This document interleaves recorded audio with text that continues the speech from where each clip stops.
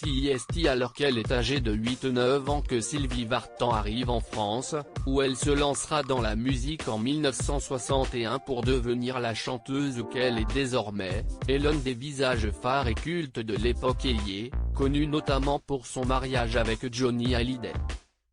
Toutefois, malgré les succès et la renommée, l'artiste garde une blessure enfouie, celle de l'exil.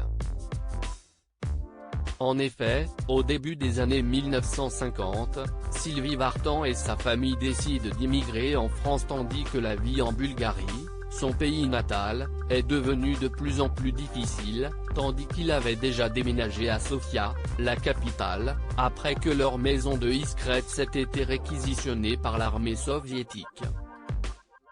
C'était très curieux, parce qu'en fait c'était le bonheur tant attendu et espéré de nos parents dans l'envie de trouver cette France qui était rêvée, et dont on parlait tellement souvent à la maison, et aussi le moment de la perte d'une certaine innocence quand on a dû laisser les parents, les grands-parents, et donc la réalisation du départ et de ce que ça comportait, explique ainsi la chanteuse, invitée de Passage des Arts sur France 5 lundi 31 mai.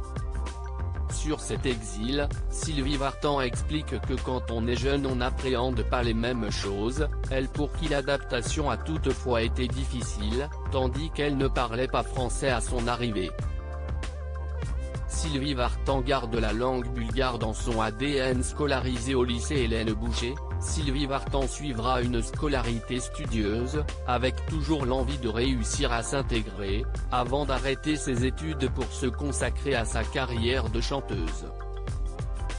Face à la difficulté à laquelle faisaient face nos parents, on avait, elle et son frère Eddie, note de la rédaction, quand même notre jeunesse et notre enthousiasme de découvrir Paris, une autre vie, et le rêve, explique-t-elle, précisant toutefois que malgré son exil, elle n'oublie pas ses racines bulgares, et notamment sa langue natale, qui fait partie de son ADN.